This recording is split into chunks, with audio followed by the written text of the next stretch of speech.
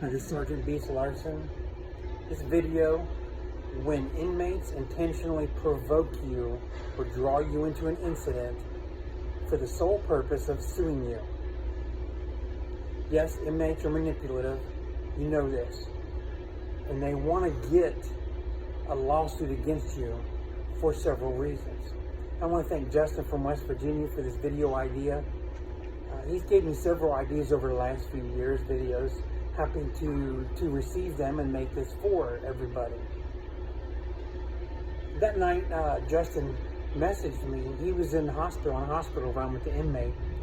And he said the inmate was showing his rear end and trying to provoke the officers into a situation, just nonstop, just would not, relentlessly, wouldn't give up. The inmate didn't realize that in the hospital, that room was one of the mental health rooms that had cameras in it. So anything that he tried to say or accuse, it was on camera. Problem solved, for the most part. Still aggravation. Now, I worked at Hays State Prison in Georgia. You know this. Down in Georgia, we were covered legally. If an inmate were suing us, we had representation for free from the state.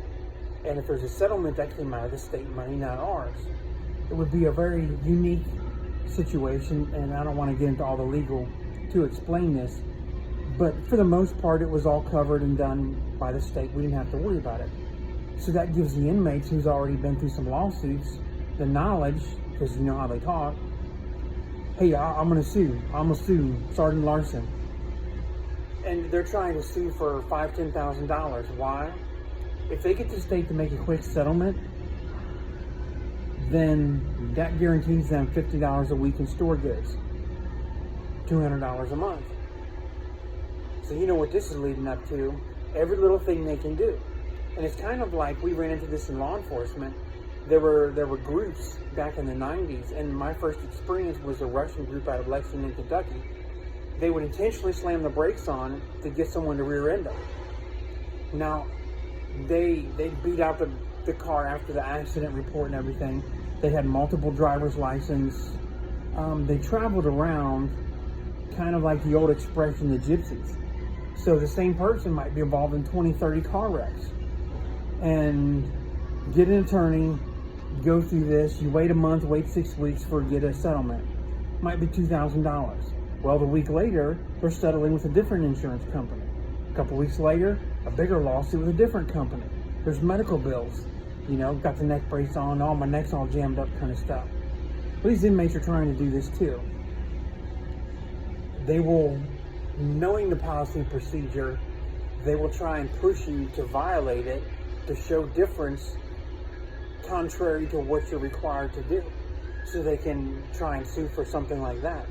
But the majority of the time it's use of force. And if they can get it to be a cell extraction, they love this.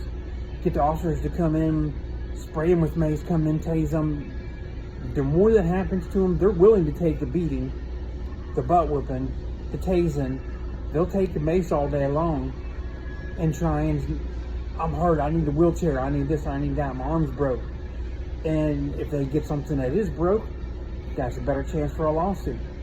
You can't sue somebody. You can't be sued for bruises or little minor cuts and scrapes. It has to be significant, serious physical injury. So the more violent that incident is, the better for the lawsuit. Here's a reason number 2. Besides the money, it's leverage. It's leverage over the officers. You know, who controls the prison, who controls the jail? The officer or the inmates? The officers always want to have control. But when you get a couple lawsuits happen, then you know what happens next.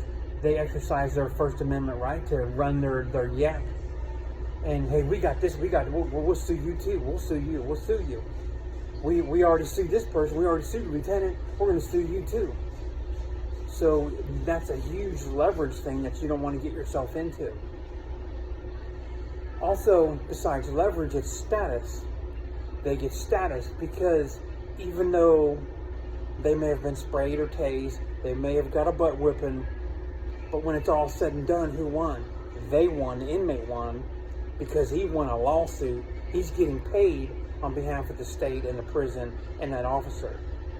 So it's like you can win a battle, but you haven't won a war. That's how they look at it. And they're intelligent. They know this. So the more these little battles they can win, they don't care about the board, the big picture as much. It means food, and everybody has to eat inside. Food is critical and important. So they get the food, they get the leverage over you, they get the status, the reputation. It builds their ego.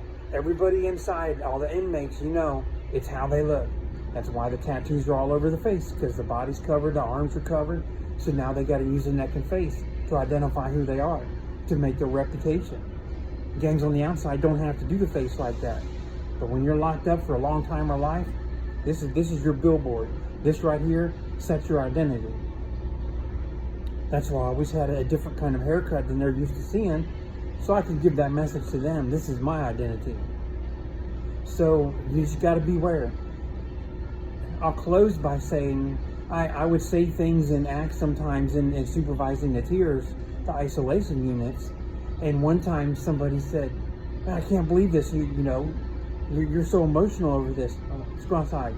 So I walk outside with the officer and I'm just talking different. I said, you think I'm emotional over this? You think I let it bother me? I let it get personal? Well, I don't know. It seemed like it in there. I said, it's an act. It's role playing. But you got to be very careful about it. You need to have experience to do this, to know what to say and what to do. Didn't take any of this stuff personal. I'd say something. I could act like I was mad at the inmate in cell 102 across the hall in 126. I'm just talking, hey, did you get this stuff? You got your mail? You got your tennis shoes yesterday from the store that came in? I'm just double checking. Like it never even happened. The Jekyll and Hyde back and forth. That's how you have to be to help protect yourself. And as I close, it's very stressful for you as an officer to go through a lawsuit, mentally and emotionally. It's stressful for your family. It plays really hard on them.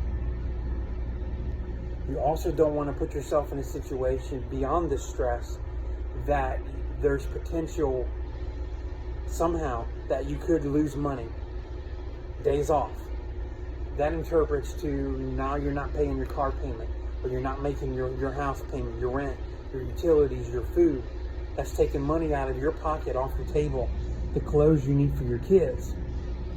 Ultimately, that's the most important reason not to have your family suffer for your actions and what you did on duty inside the walls and the fence. Thanks, Justin. See y'all soon.